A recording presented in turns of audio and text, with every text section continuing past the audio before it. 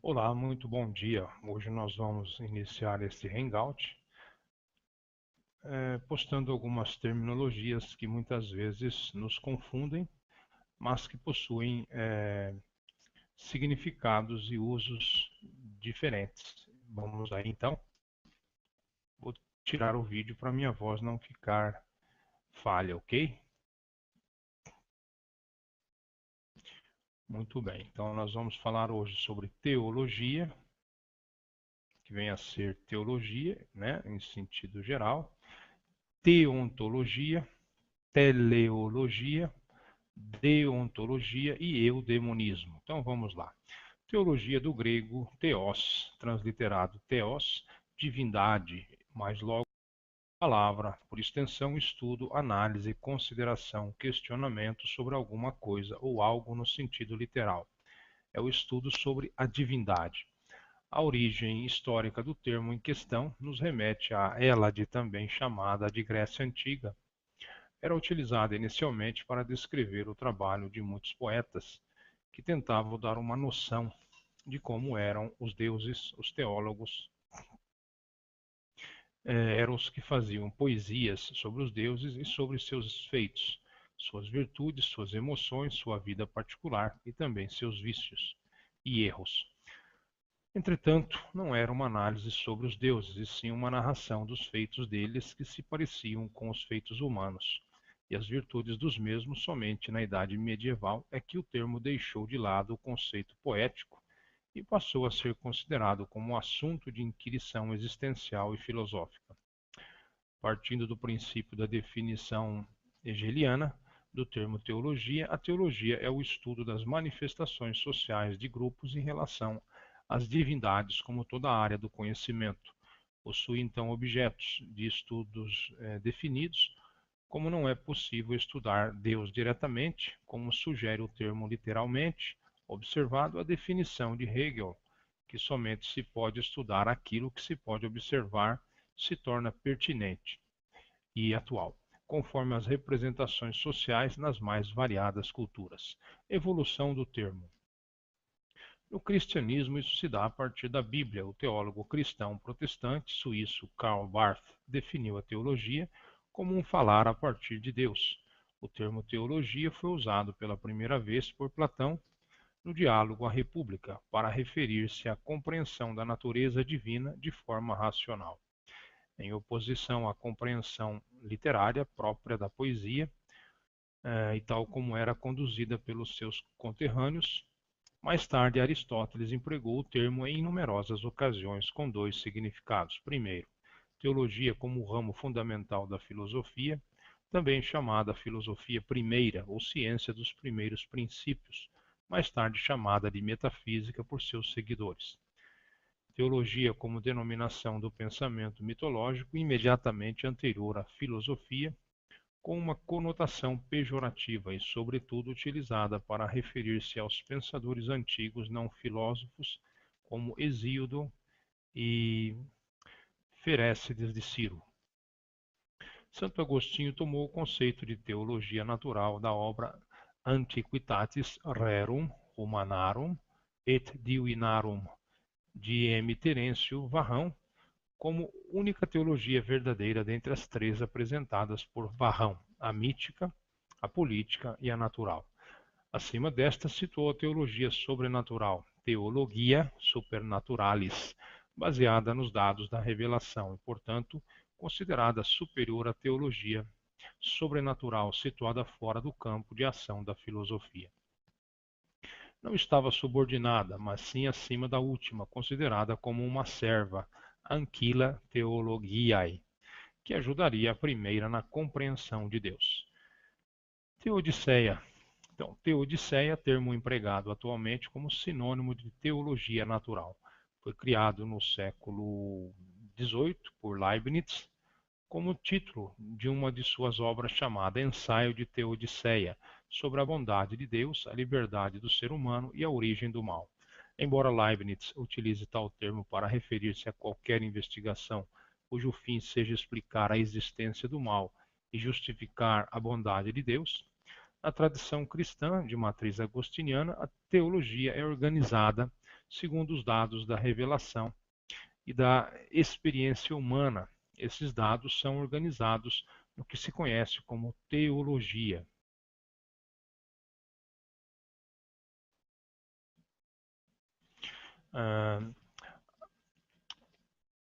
Sistemática ou teologia dogmática.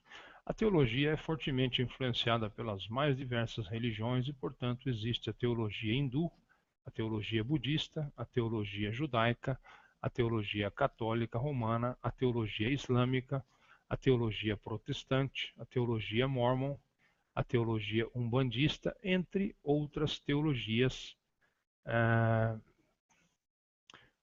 em questão. Agora vamos falar um pouco sobre teologia própria ou teontologia. Vamos ver o que vem a ser isso daí. Teologia propriamente dita, ou teologia também, ou teontologia também propriamente dita, é o locus, área de estudo da teologia sistemática, que trata do estudo de Deus e especificamente de Deus Pai. Suas áreas clássicas de investigação são questão da existência de Deus, aos atributos divinos, a Santíssima Trindade, a doutrina do decreto divino, criação, providência e teodiceia. Então nós vamos agora observarmos então que nós podemos também encontrar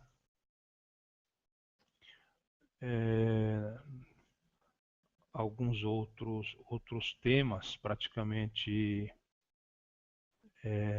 próximos, né, do que nós estamos vendo. Então nós vamos fazer mais uma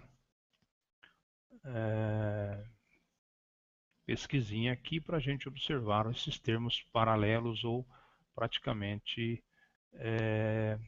afins. Então vamos ver agora o que vem a ser teodiceia. Teodiceia é um ramo da teologia que trata da coexistência de um Deus todo-poderoso, de bondade infinita, com o mal. O termo teodiceia provém do grego theos, Deus, e de justiça, que significa literalmente justiça de Deus. O termo foi criado em 1710 pelo filósofo alemão Gottfried Leibniz, num trabalho intitulado Essai de théodicée sur la bonté de Dieu, la liberté de l'homme et l'origine du mal. O propósito do ensaio era demonstrar que a presença do mal no mundo não entra em conflito com a bondade de Deus, ou seja, não obstante as diversas manifestações de iniquidade no mundo, este é o melhor dos mundos possíveis.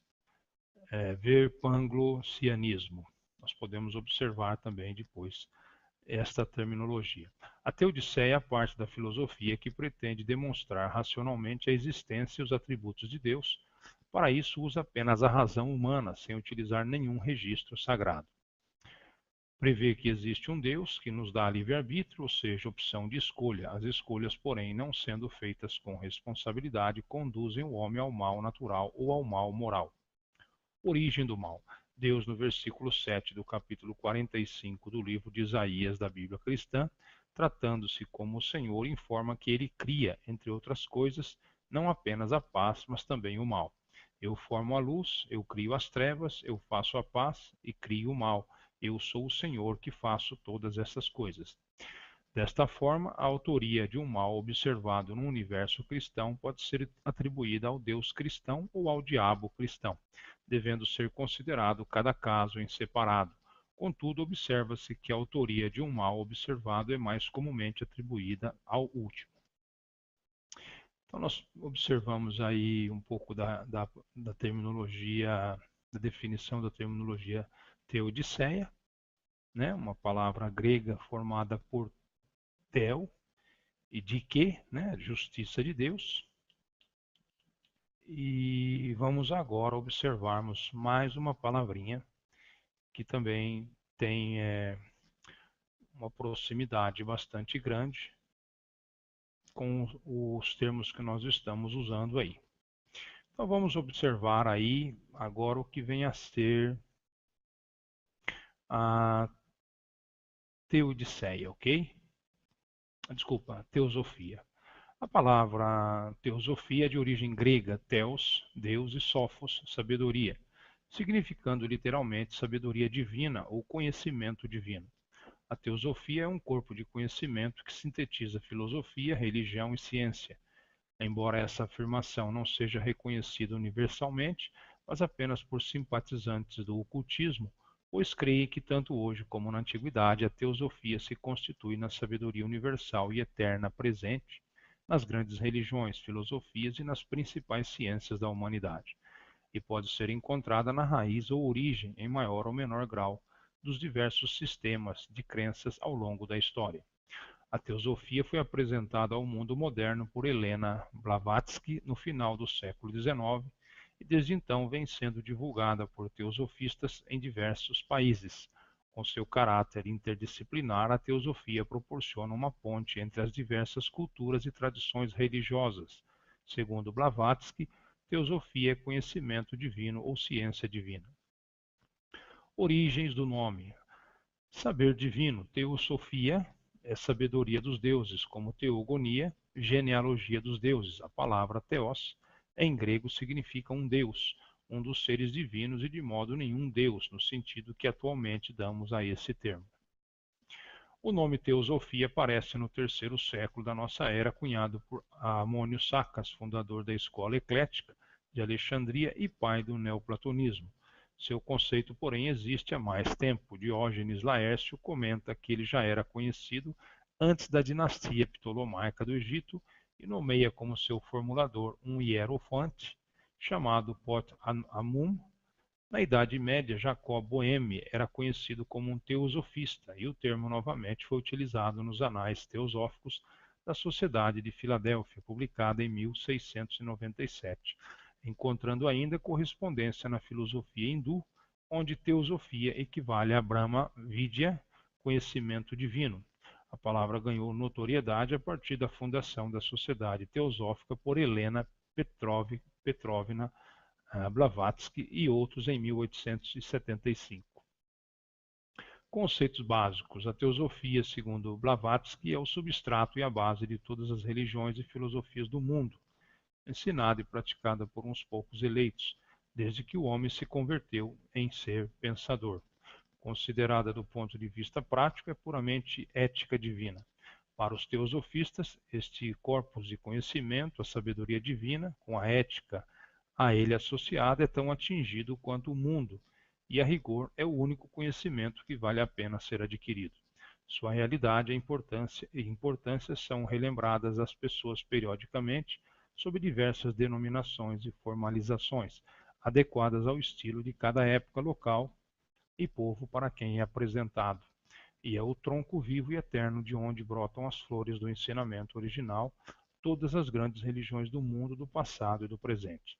Segundo um dos inspiradores do movimento teosófico moderno, o mestre K.H., a quem Blavatsky dizia seguir, a teosofia não é uma nova candidata à atenção do mundo, mas é apenas uma declaração nova de princípios que têm sido reconhecidos desde a infância da humanidade.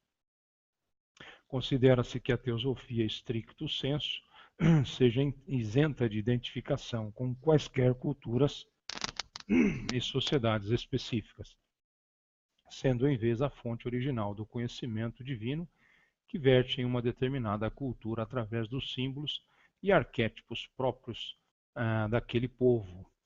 Por exemplo, a sabedoria divina foi transmitida à civilização do Egito Antigo através dos símbolos, divindades, mitos, alegorias e arquétipos locais, possibilitando a assimilação dos conceitos divinos através desta roupagem.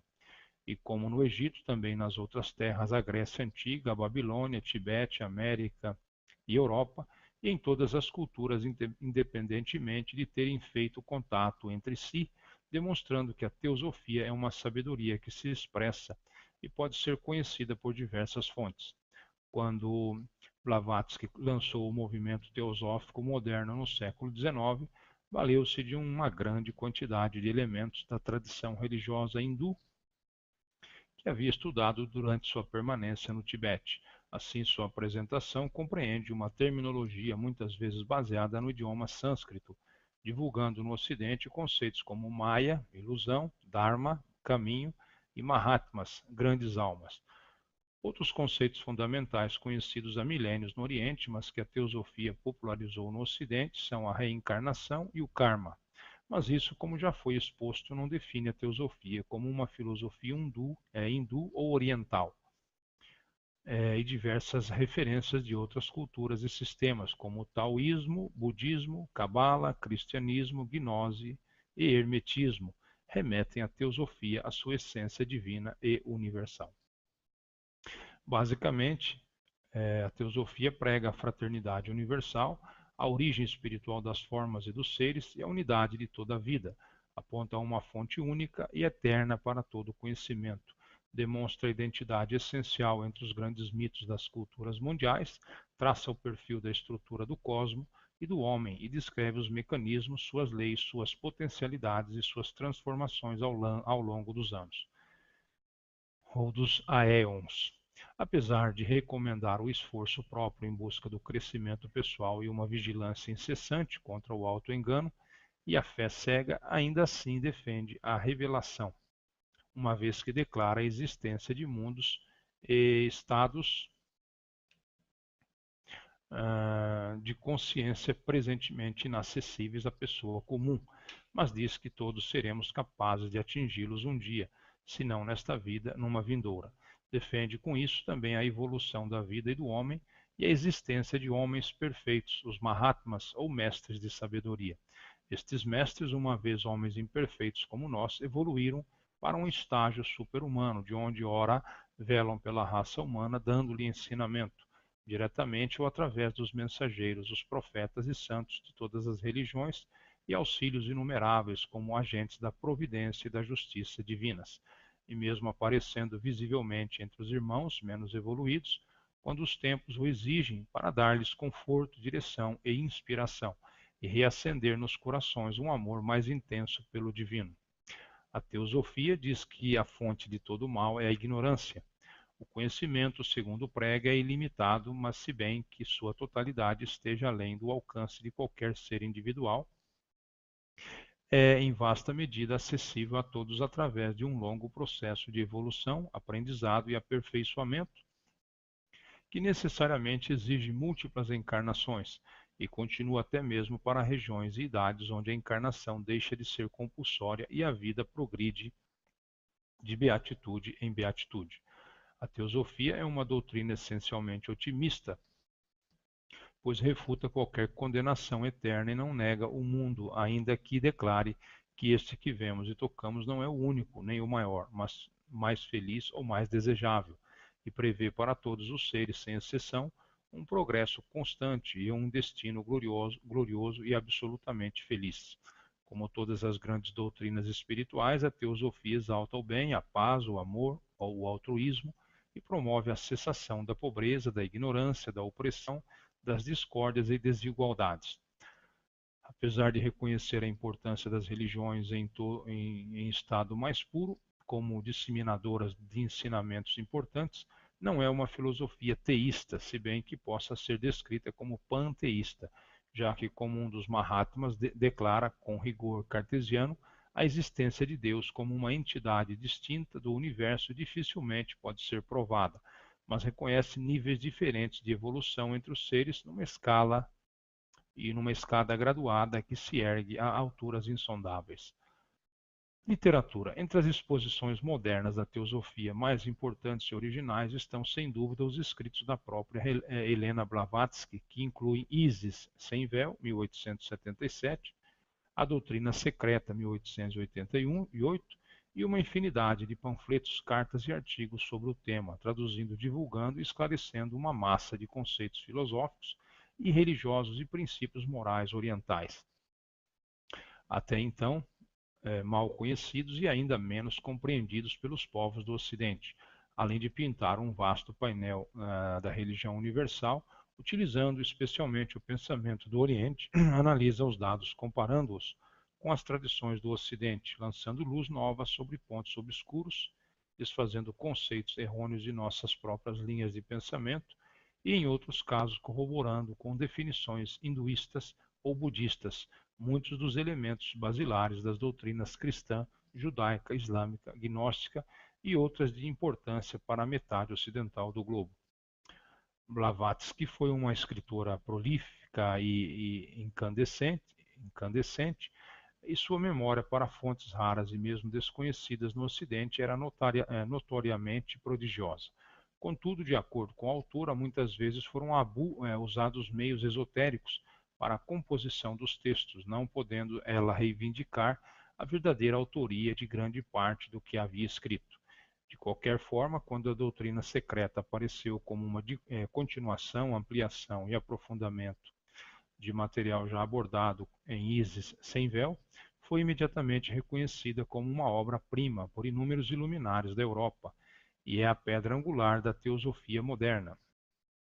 O texto é um debate filosófico monumental, onde a autora cita uma profusão inacreditável de fontes e esgrime com estonteante erudição argumentos históricos, antropológicos, arqueológicos, mitológicos, filosóficos, biológicos, químicos, hermenêuticos, filológicos e muitos outros contra as superstições insensatas travestidas de dogmas das religiões, demonstrando a raiz comum a todos os credos e tecendo duros ataques a todo formalismo religioso vazio e a toda fé cega, mas reconhecendo o valor de todas as igrejas como instituições divinas e caminhos válidos para o aperfeiçoamento pessoal e coletivo, sendo possuidoras de parcelas importantes da verdade única. Seguiram-se outros escritos, e dentre eles merece destaque A Voz do Silêncio, 1889, uma pungente e exaltada descrição do íngreme, mais glorioso caminho que leva à santidade, ao mesmo tempo que é um manual prático para aspirantes. Outros seguidores imediatos também deram contribuições volumosas, valiosíssimas e originais ao tesouro da teosofia moderna. Entre eles, Annie Besant, Alfredo Sinetti, Henry Olcott, Charles Leadbeater e George Mead, e desde lá a literatura teosófica não cessou de crescer com a produção mais recente de Radna Burner, Geoffrey Farthing, Geoffrey Hodgson e uma legião de pensadores modernos.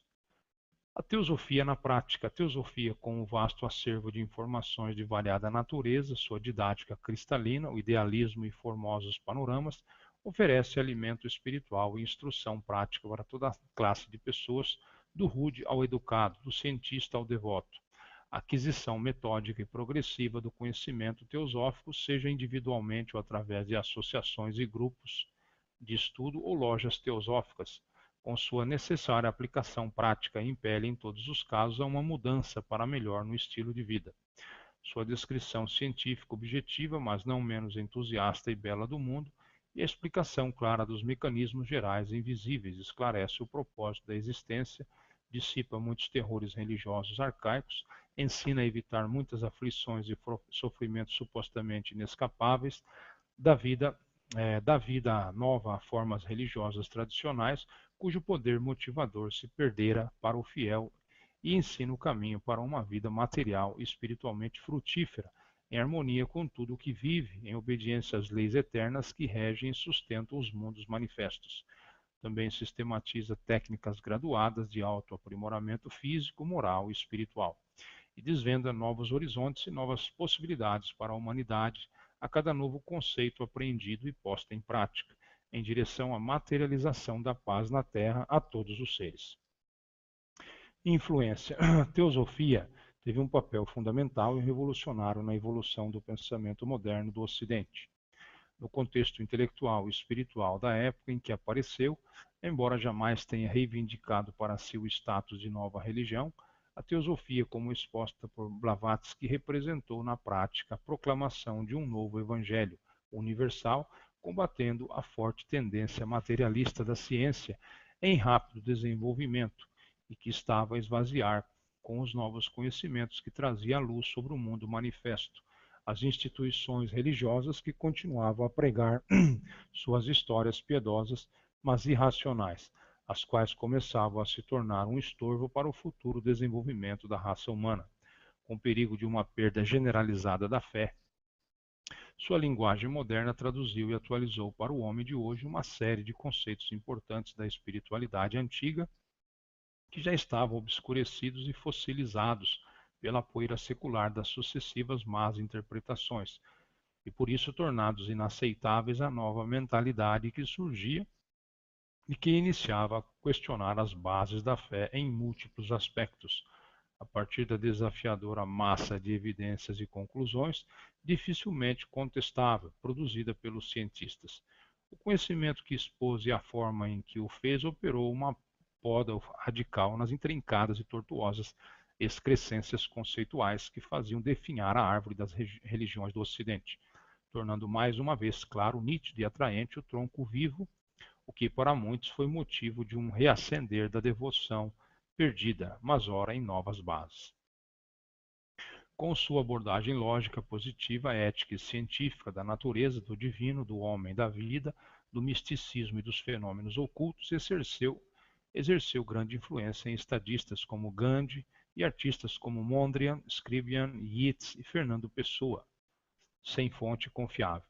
Além disso, deu subsídios a igrejas progressistas, como a Igreja Católica Liberal, originou um sem número de escolas, dissidências e derivações mais ou menos inspiradas e deu um impulso ao renascimento de cultos arcaicos ou à fundação de outros de tom futurista que são encontráveis na cultura ocidental de hoje, como os movimentos Wicca e New Age.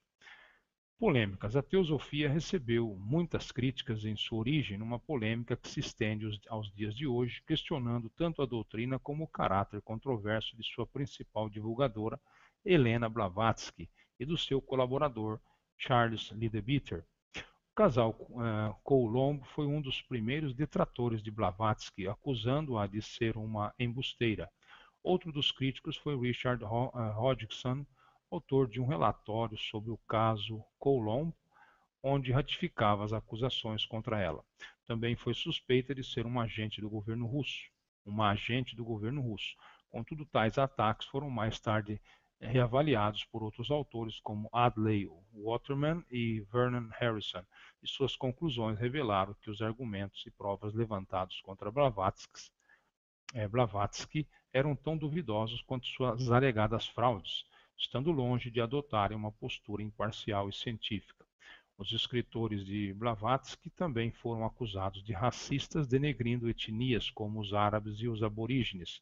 Porém, estas opiniões aparentemente são baseadas na leitura descontextualizada de certos trechos e devem ser entendidas como um grão de sal no panorama mais amplo da teleologia teosófica, onde é pregada a evolução das formas de vida, necessariamente incluindo estágios primitivos e outros mais avançados.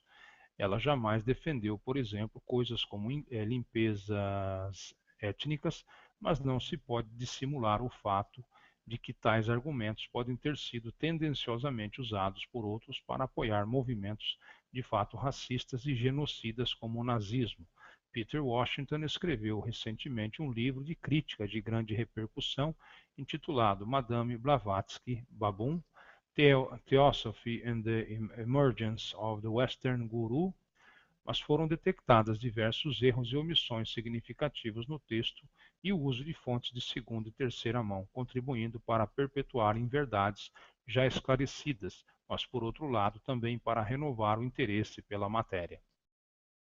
Leadbeater foi o foco de um escândalo sexual envolvendo jovens pupilos que o obrigou à renúncia das suas funções na sociedade teosófica, mas aparentemente tudo teria sido um mal-entendido, o simples resultado da educação sexual clara e objetiva que dava a eles e que incluía a recomendação da prática da masturbação em casos específicos, quando a natureza do jovem era excessivamente passional e a fim de evitar que ele se entregasse a relações sexuais impulsivas ou potencialmente prejudiciais.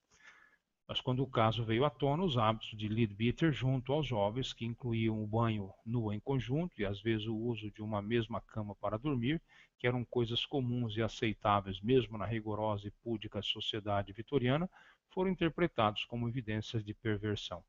Posteriormente, ele foi reabilitado na sociedade teosófica, já que a única prova apresentada contra ele foi um bilhete anônimo datilografado contendo uma frase obscena para a época. Os jovens acusadores não foram considerados de todo confiáveis e possivelmente agiam movidos por vingança pessoal, cuja origem não ficou clara.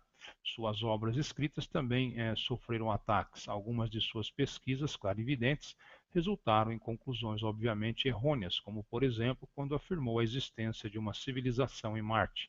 Mas o próprio autor oferecia os seus livros neste campo como simples relatórios de pesquisas individuais que, apesar do cuidado, podiam estar sujeitas a enganos e que não constituíam doutrina, mas sim sugestões e estímulo para pesquisas futuras por outros que esperava serem mais completas, precisas e confiáveis e que poderiam ou não corroborar as suas conclusões. Outro grave momento disruptivo ocorreu com o fracasso da instituição da Ordem da Estrela, quando Krishnamurti desautorizou o movimento lançado pelo antigo preceptor Leadbeater e secundado por Annie Besant, para torná-lo o novo veículo do instrutor do mundo, e rompeu com a ST, declarando-se independente. Estes eventos, mais outras dissidências internas, contribuíram para o descrédito da teosofia e da sociedade teosófica, especialmente após a retirada de membros importantes como William Judge e George Mead. A doutrina em si é encarada de várias formas depreciativas, considerando em suma que não oferece provas suficientes para suas alegações, que conceitos básicos são interpretados de modo conflitante pelos vários autores, que têm uma psicologia duvidosa e se resume em um amontoado de superstições disseminadas por falsos místicos.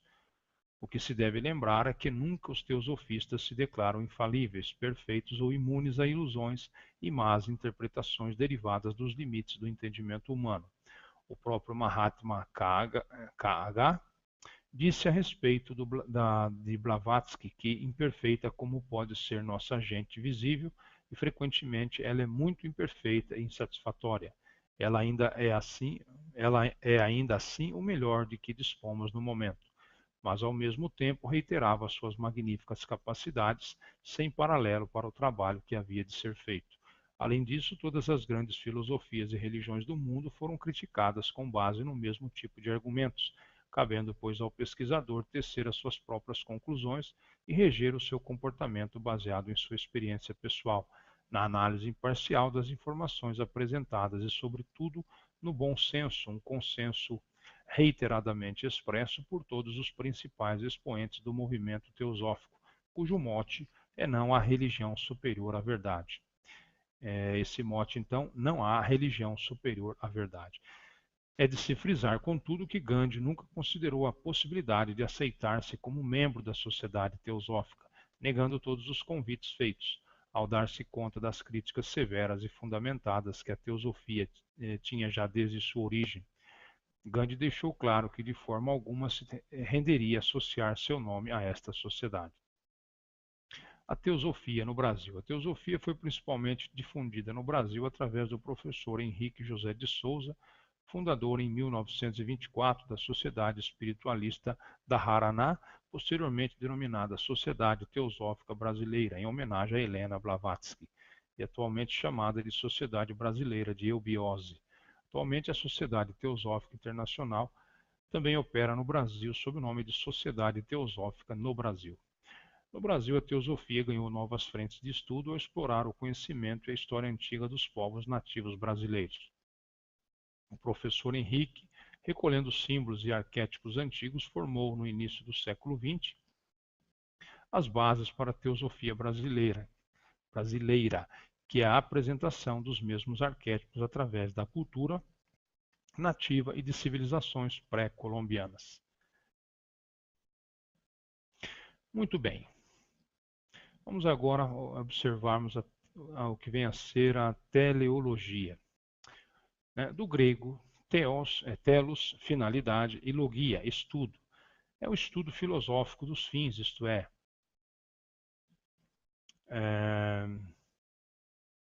do propósito, objetivo ou finalidade, embora o estudo dos objetivos possa ser entendido como se referindo aos objetivos que os homens se colocam em suas ações. Em seu sentido filosófico, teleologia refere-se ao estudo das finalidades do universo e, por isso, a teleologia é inseparável da teologia. A afirmação de que um ser superior, Deus, realiza seus propósitos no universo, suas origens remontam aos mitos e à religião, com sua noção de que todo acontecimento e todas as coisas são causadas pela vontade de alguma entidade sobrenatural, Deus ou deuses, espírito ou espíritos. Platão e Aristóteles elaboraram essa noção do ponto de vista filosófico. No Fédon, Platão afirma que a verdadeira explicação de qualquer fenômeno físico deve ser teleológica. Ele se queixa daqueles que não distinguem entre as causas necessárias e causas suficientes das coisas que ele identifica, respectivamente, como a causa material e a causa teleológica. Ele diz que os materiais que compõem um corpo são condições necessárias para seu movimento e ação de uma determinada maneira, mas que os materiais não podem ser condições suficientes para seu movimento e ação, que seriam determinados pelas finalidades impostas pelo demiurgo, Deus artesão. Aristóteles desenvolveu a ideia de causa final, que ele acreditava que era a explicação determinante de todos os fenômenos. Sua ética afirmava que o bem em si mesmo é o fim a que todo ser aspira, resultando na perfeição, na excelência, na arte ou na virtude. Todo ser dotado de razão aspira ao bem comum, ao bem como fim que possa ser justificado pela razão. Ernest Mayr aponta que o conceito de teleologia na história da filosofia e das ciências é utilizado em diversos contextos, referindo-se a diversos fenômenos estruturalmente diferentes entre os processos e fenômenos aos quais foi tradicionalmente utilizado o conceito de teleologia. Mayr aponta os seguintes.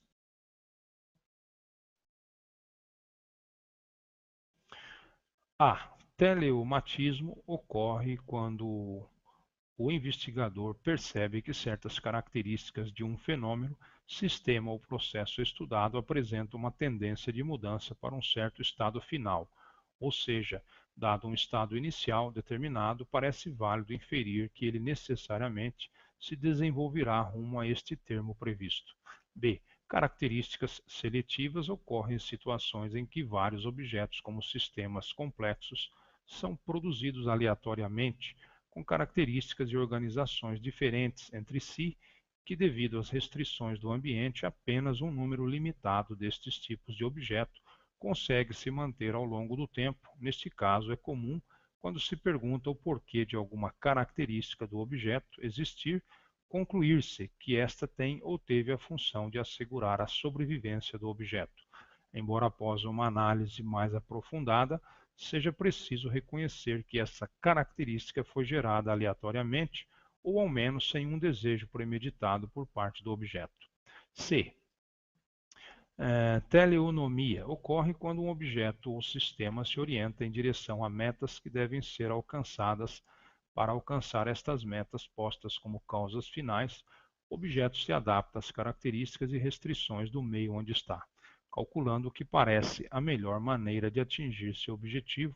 A teleonomia pode ser compreendida como uma analogia ao conceito de programa, pelo qual, através de uma organização especial do sistema em questão, o torna apto a buscar certas metas de maneira mais ou menos eficiente, as quais, portanto, vão regular os processos e ações deste sistema. Mayr, dentro desta mesma analogia, propõe também a diferenciação entre programas fechados, isto é, em que as metas e a maneira de alcançá-las são definidas previamente ao início do processo, e os programas abertos, em que a programação ou mesmo as metas podem ser alteradas ao longo da história do sistema, dependendo de sua interação com o meio. D. Comportamento proposital. O entendimento desse tipo de fenômeno requer a pressuposição da existência de uma subjetividade pensante. Este polo de subjetividade coloca para si metas a cumprir e age com propósito intencional.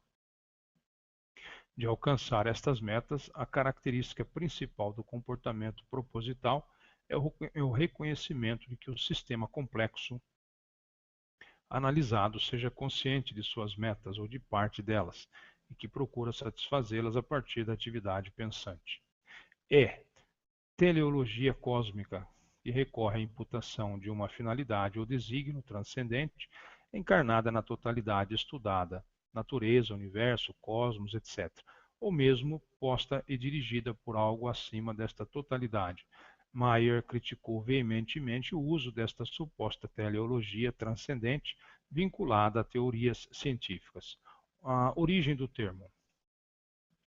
A palavra teleologia foi criada pelo filósofo alemão Christian Wolff no livro Philosophia Rationalis Sive Logica, 1728. Aristóteles, em 384 a 322 a.C., em sua Metafísica, elenca vários tipos de explicações sobre os processos existentes no mundo, que, respectivamente, correspondam a 4 tipos de causas nessa ordem. Temos primeiro causa formal, segundo causa material, terceiro causa eficiente. Como quarto e último tipo causal, temos a explicação teleológica, ou finalista, que explica o fim ou meta ao qual o acontecimento ou ser se encontra destinado. No viés desta explicação, Aristóteles afirma que todas as coisas tendiam naturalmente para um fim, o que, trocando em detalhes, significa afirmar que a concepção teleológica da realidade torna possível explicar a natureza, o fim ou meta de todos os seres. Neste sentido, a concepção teleológica de Aristóteles se remete à essência de cada ser, a uma teleologia interna dos entes naturais. A causa final faz o objeto mover-se e até transformar-se, procurando a perfeição, e esta só se realiza na medida em que ele cumpre a função para a qual foi designado em essência. Essa mesma concepção será aplicada na sua obra Ética a Nicômaco, na proposição de que o ser humano tem como a finalidade intrínseca buscar a sua própria felicidade.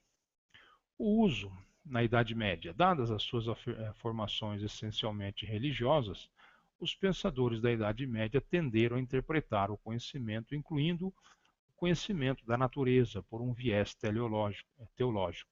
Para religiosos medievais, todo o destino do homem e do universo estava nas mãos de Deus, e só restava aos fiéis reconhecer esta vontade divina.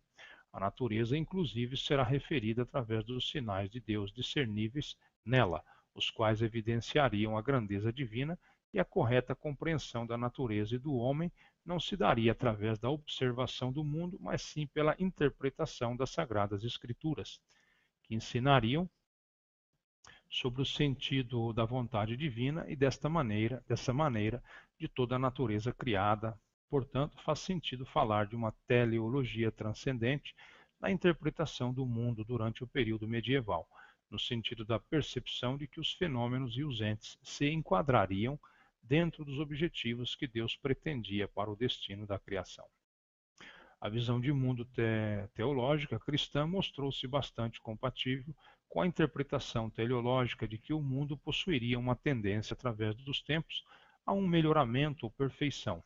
No caso cristão, ao longo dos tempos, o mundo convergiria, através das leis divinas, ao ideal de perfeição arquitetado por Deus, e mesmo após o período medieval, até os dias de hoje, essa visão originalmente cristã de uma teleologia cósmica influenciou marcadamente diversas interpretações teológicas, ou não, em que o universo, a natureza e a humanidade são considerados como tendendo a um progresso rumo a uma perfeição crescente ou a alguma meta ou ideal finalístico. Depois de o Concílio de Nicéia, século IV, ter estruturado o cristianismo, tal como o conhecemos hoje, a explicação por causas finais passou a ser considerada a única explicação conveniente para os mistérios divinos. Isso resultou da introdução da filosofia clássica nos contextos filosóficos e teológicos praticamente indistintos naquele período, principalmente a introdução de Platão no pensamento do clero, tendo como principal representante Agostinho de Hipona, e posteriormente de Aristóteles, cuja obra foi redescoberta através dos mouros, chegando à Europa só no fim da Idade Média. Este movimento de inserção da filosofia clássica no pensamento medieval é o que hoje se conhece por escolástica,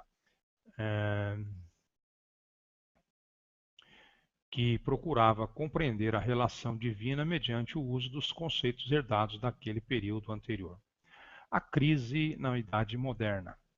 Na Idade Moderna, verificou-se uma mudança de tendências. Considerava-se que a explicação teleológica era antropomórfica, pois o fato de o ser humano atribuir objetivos, causas finais, projetos às suas próprias ações, por exemplo, o trabalhador impondo seus objetivos sobre a matéria trabalhada, não justifica supor que o universo como um todo seja do mesmo modo submetido a alguma finalidade imposta. No entanto, o início da Idade Moderna difundiu-se o mecanicismo e o deísmo, que tentaram explicar o mundo pelas causas eficientes com o propósito de descobrir as causas finais, que teriam sido arquitetadas por Deus, metáfora do mundo como um relógio e de Deus como relojoeiro. O nascimento da ciência moderna relaciona-se ao estudo das causas eficientes dos fenômenos e um crescente abandono da ideia de causa final, considerada antropomórfica. Em suma, a explicação dos fenômenos deixou de ser feita pela teleologia e, em seu lugar, buscou-se explicar os fenômenos como emergentes. Nessa seara, o pensamento da modernidade propunha, em linhas gerais, uma nova metodologia para o conhecimento. As teorias e asserções sobre o mundo deveriam estar estritamente ligadas à observação dos fenômenos empíricos e à sua submissão ao raciocínio lógico e matemático. Suposições que não se sustentassem nesses critérios deveriam ser questionadas, e a partir disso é que tanto Galileu quanto Descartes eliminam a causa final aristotélica e, com isso, os modelos de explicação teleológica imanente e transcendente. Da ciência para Descartes, a ciência só restaria a causa eficiente, modelos de explicação estritamente de causa e efeito, enquanto o questionamento da causa final, tanto de cada ser quanto do universo. Enquanto todo seria relegado aos teólogos, e era demais atribuir vontade e finalidade à matéria, seria conceber ao material atributos que são específicos da subjetividade da alma, né? O que não se adequaria ao método científico. Então, a subjetividade está diretamente relacionada às questões da alma, né? A seleção natural. Quando Charles Darwin escreveu A Origem das Espécies, uma revolução começou, segundo a teoria darwiniana. A genealogia dos seres vivos é afetada por mutações aleatórias no passar das gerações, e ao longo dessa história os mais adaptados ao ambiente se propagarão. Desta maneira, explica-se que os objetivos dos seres vivos, como autopreservação e reprodução, assim como a eficácia e os desejos finalistas por estes, podem ter emergido nos seres vivos de maneira aleatória, contudo, por ajudarem na perpetuação destas espécies, continuaram cada vez mais presentes nos seres vivos. Parafraseando Darwin como uma terminologia mais atualizada, seu postulado pode ser enunciado da seguinte maneira: os indivíduos de uma espécie que obtêm de uma série de traços aleatórios, mutações, uma adaptação mais adequada à eficácia biológica que outros membros da mesma espécie com os quais competem pelo mesmo alimento, serão os que transmitirão sua carga genética às gerações seguintes, causando assim, ao largo de muito tempo, a variação das espécies sobre a Terra. É assim que Darwin fala de uma teleologia não consciente da natureza, não finalista, em relação ao todo natural, e que marca a passagem da teleologia, em seu sentido estrito, para uma espécie de teleonomia, que estudaria os fins dos seres vivos a partir de uma história de evolução natural, a qual está encarnada em um mundo objetivo e sem uma teleologia última no fundo. Após a síntese evolucionista na década de 1940, completa-se o cenário da teleonomia na biologia evolutiva, considerando que os fins dos seres vivos se dão por uma espécie de programação, em parte advinda do código genético transmitido geracionalmente e em parte devido ao efeito da interação contínua do indivíduo com o meio. Esta última é notadamente marcante em animais com cérebro e sistema nervoso mais desenvolvido. Como se pode observar, a explicação darwiniana é naturalista e eficientista. Ela não se baseia em fins determinados que possam ser perseguidos. Tal postura ia de encontro à doutrina criacionista defendida pela Igreja, o que provocou uma reação desta A compreensão mais difundida na qual se ridiculariza a pretensão darwiniana de que a espécie humana descende do macaco. Não passou de uma estratégia da Igreja para ocultar o verdadeiro ponto de ataque contra a então nova teoria. Usos contemporâneos. Atualmente, muitos grupos de doutrina seguem utilizando as explicações teleológicas para oferecer explicações alternativas às explicações contemporâneas, denominadas científicas. O exemplo talvez mais difundido disto é o design inteligente.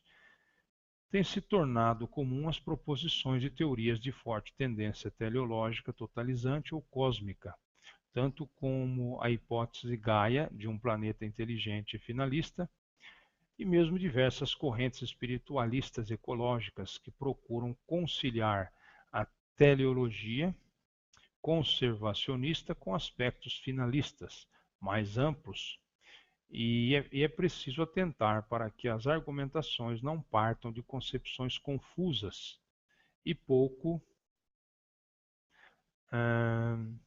definidas de teleologia.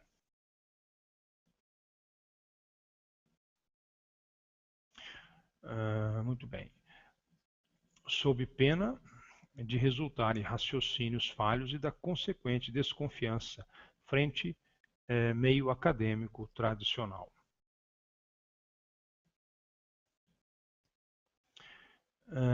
Teleologia na ciência. Norbert Wiener, 1942, chamou de sistemas teleológicos aos sistemas cibernéticos, cujo funcionamento pode ser descrito como orientado a um fim. Desde então, o desenvolvimento do estudo dos sistemas complexos tornou as explicações teleológicas cientificamente aceitáveis. Muito bem, outro termo, né, bastante interessante. Vamos ver aí, deontologia. Do grego deon, transliterado dever, obrigação, e logos, ciência, tratado. Na filosofia moral contemporânea, é uma das teorias normativas segundo a qual as escolhas são moralmente necessárias, proibidas ou permitidas.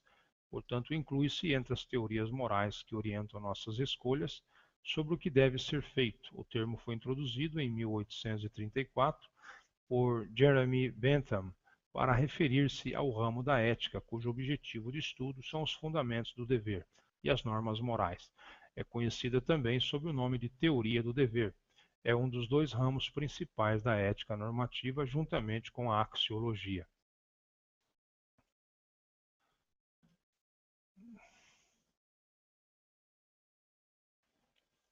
Pode-se falar também de uma deontologia aplicada, caso em que já não se está diante de uma ética normativa, mas sim descritiva e inclusive prescritiva. Tal é o caso da chamada deontologia profissional. A deontologia em Kant fundamenta-se em dois conceitos que lhe dão sustentação: a razão prática e a liberdade. Agir por dever é o modo de conferir à ação o valor moral. Por sua vez, a perfeição moral só pode ser atingida por uma vontade livre. O imperativo categórico no domínio da moralidade é a forma racional do dever ser, determinando a vontade submetida à obrigação. O predicado obrigatório da perspectiva deontológica designa, na visão moral, o respeito de si. A deontologia também se refere ao conjunto de princípios e regras de conduta, aos deveres inerentes a uma determinada profissão. Assim, cada profissional está sujeito a uma deontologia própria, a regular o exercício de sua profissão, conforme o código de ética de sua categoria. Neste caso, é o conjunto codificado das obrigações impostas aos profissionais de uma determinada área no exercício de sua profissão. São normas estabelecidas pelos próprios profissionais, tendo em vista não exatamente a qualidade moral, mas a correção de suas intenções e ações em relação a direitos, deveres ou princípios. Nas relações entre a profissão e a sociedade, o primeiro código de deontologia foi feito na área médica nos Estados Unidos em meados do século passado. Vamos ver agora eudemonismo, né? O eudemonismo, ou eudaimonismo, do grego eudaimonia, significa felicidade, né? Não é todo esse nome pejorativo que a gente possa imaginar por causa da coincidência do radical demon, né? entre o prefixo eu e o sufixo ismo. É uma doutrina segundo a qual a felicidade é o objetivo da vida humana. A felicidade não se opõe à razão, mas é a sua finalidade natural. O eudemonismo era a posição sustentada por todos os filósofos da antiguidade, apesar das diferenças acerca da concepção de felicidade de cada um deles, segundo Aristóteles. Aristóteles dizia o seguinte: a felicidade é um princípio e para alcançá-la que realizamos todos os outros atos. Ela é exatamente o gênio de nossas motivações.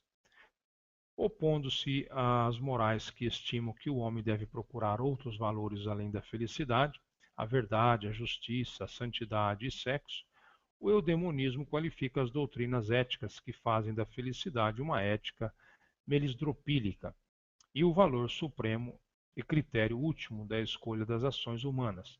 Aristóteles, Epicuro, Montaigne, Spinoza, Diderot. O eudemonismo funda-se sobre uma confiança geral no homem que continua a ser a chave insubstituível do humanismo. A doutrina concentra-se sobre esta oportunidade única de desenvolvimento pleno que constitui a vida terrestre e é, por conseguinte, no sucesso desta vida, na felicidade imediata ou racionalizada, sobre um tempo longo, tanto a sua quanto a de outrem, que ela consagra logicamente o seu esforço. Entre os mais conhecidos, o aristotelismo é um eudemonismo intelectualista que coloca a felicidade na satisfação ligada à contemplação da verdade pelo espírito. O epicurismo é um eudemonismo hedonista que coloca a felicidade no prazer sensível do corpo, mas ele repousa igualmente sobre a prática da filosofia, único meio de liberar a alma dos seus tormentos e alcançar a serenidade e a amizade. O espinosismo, por sua vez, coloca a felicidade na alegria de compreender a natureza, o amor de si e do mundo e o poder da razão que permite viver livre de paixões. Eudemonismo e desejo. Contrariamente ao eudemonismo, doutrina de Cállicles, personagem do Gorgias de Platão, que sustenta que é preciso ceder o mais possível e a qualquer preço a todos os seus desejos. O eudemonismo sustenta que é preciso escolher os desejos a serem satisfeitos.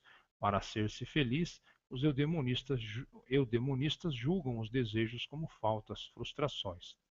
Eles chegaram mesmo a comparar a tese dos hedonistas ao suplício das Danaides, condenadas a encher um tonel sem fundo, o hedonista não selecionando de nenhuma maneira os seus desejos e acumulando-os, acumula os tonéis incontrolavelmente, não podendo chegar à felicidade. Em contrapartida, o eudemonista seleciona seus tonéis e pode preenchê-los. Os eudemonistas mais radicais, os budistas, dirão que o homem só atingirá o nirvana desfazendo-se de todos os seus desejos e assim será plenamente feliz. Para conseguir isso, é preciso compreender bem a natureza verdadeira de todo objetivo de desejo, de todo fenômeno.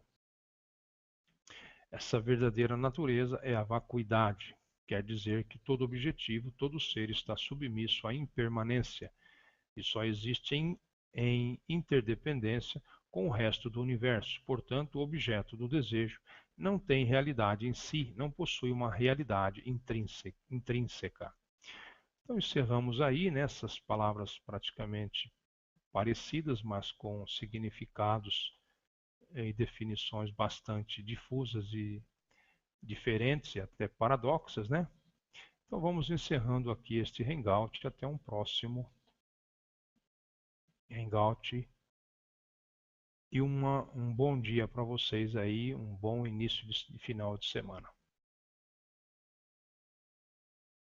A romana, a teologia islâmica, a teologia protestante, a teologia mórmon, a teologia umbandista, entre outras teologias em questão. Agora vamos falar um pouco sobre teologia própria ou teontologia. Vamos ver o que vem a ser isso daí. Teologia propriamente dita, ou teologia também, ou teontologia também propriamente dita, é o locus, área de estudo da teologia sistemática, que trata do estudo de Deus e especificamente de Deus Pai. Suas áreas clássicas de investigação são questão da existência de Deus, aos atributos divinos, a Santíssima Trindade, a doutrina do decreto divino, criação, providência e teodiceia. Então, nós vamos agora observarmos então que nós podemos também encontrar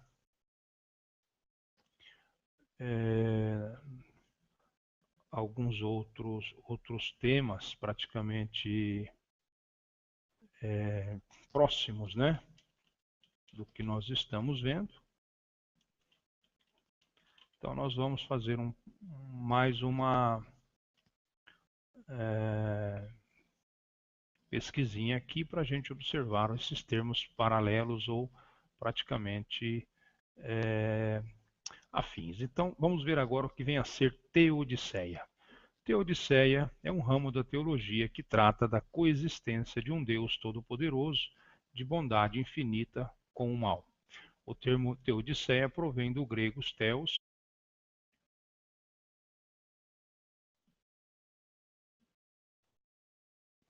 Olá, muito bom dia. Hoje nós vamos iniciar esse Hangout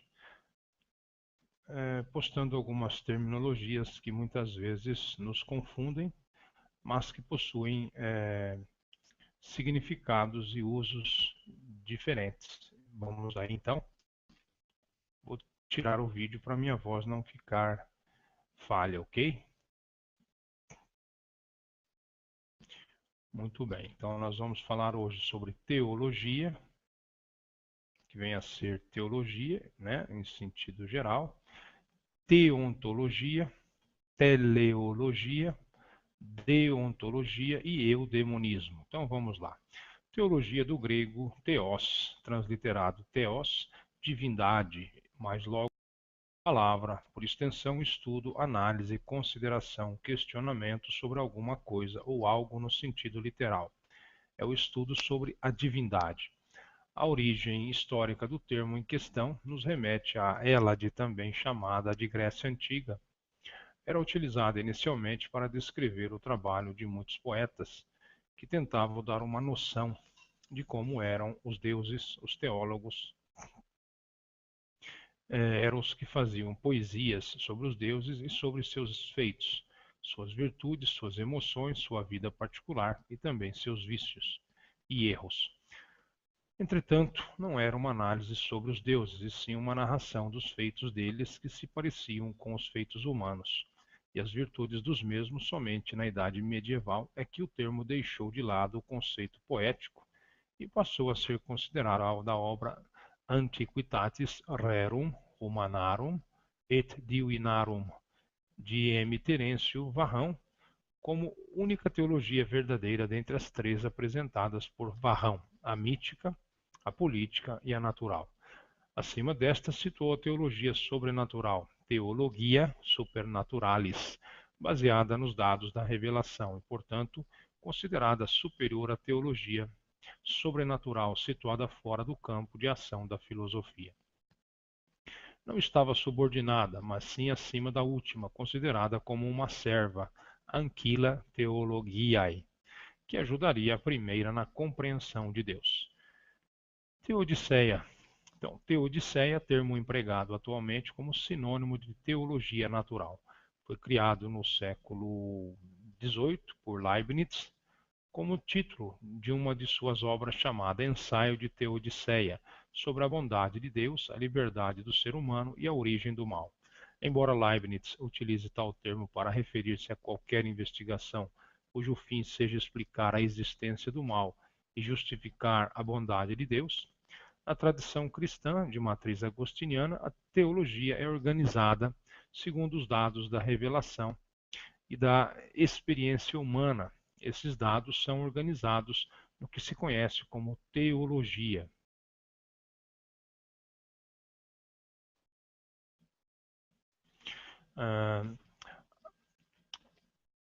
Sistemática ou teologia dogmática.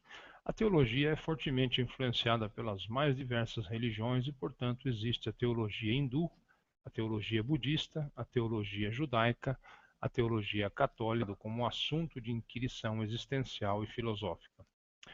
Partindo do princípio da definição hegeliana do termo teologia, a teologia é o estudo das manifestações sociais de grupos em relação às divindades como toda a área do conhecimento.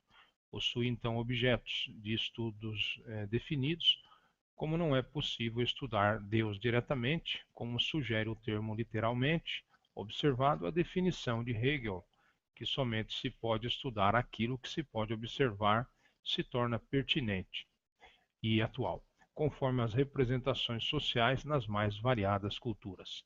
Evolução do termo. No cristianismo, isso se dá a partir da Bíblia. O teólogo cristão protestante suíço Karl Barth definiu a teologia como um falar a partir de Deus. O termo teologia foi usado pela primeira vez por Platão no diálogo à República, para referir-se à compreensão da natureza divina de forma racional.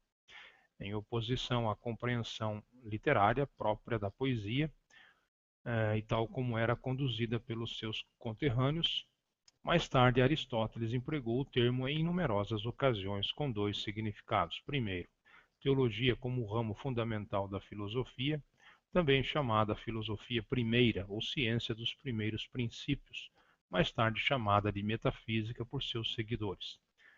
Teologia como denominação do pensamento mitológico imediatamente anterior à filosofia, com uma conotação pejorativa e, sobretudo, utilizada para referir-se aos pensadores antigos não filósofos como Hesíodo e Ferécides de Ciro. Santo Agostinho tomou o conceito de teologia natural, Deus, e de que justiça, que significa literalmente justiça de Deus. O termo foi criado em 1710 pelo filósofo alemão Gottfried Leibniz, num trabalho intitulado Essai de théodicée sur la bonté de Dieu, la liberté de l'homme et l'origine du mal. O propósito do ensaio era demonstrar que a presença do mal no mundo não entra em conflito com a bondade de Deus, ou seja, não obstante as diversas manifestações de iniquidade no mundo, este é o melhor dos mundos possíveis. Verpanglosianismo. Nós podemos observar também depois esta terminologia. A teodiceia é a parte da filosofia que pretende demonstrar racionalmente a existência e os atributos de Deus. Para isso, usa apenas a razão humana, sem utilizar nenhum registro sagrado. Prevê que existe um Deus que nos dá livre-arbítrio, ou seja, opção de escolha. As escolhas, porém, não sendo feitas com responsabilidade, conduzem o homem ao mal natural ou ao mal moral. Origem do mal. Deus, no versículo 7 do capítulo 45 do livro de Isaías da Bíblia cristã, tratando-se como o Senhor, informa que ele cria, entre outras coisas, não apenas a paz, mas também o mal. Eu formo a luz, eu crio as trevas, eu faço a paz e crio o mal. Eu sou o Senhor que faço todas essas coisas. Desta forma, a autoria de um mal observado no universo cristão pode ser atribuída ao Deus cristão ou ao diabo cristão, devendo ser considerado cada caso em separado. Contudo, observa-se que a autoria de um mal observado é mais comumente atribuída ao último. Então, nós observamos aí um pouco da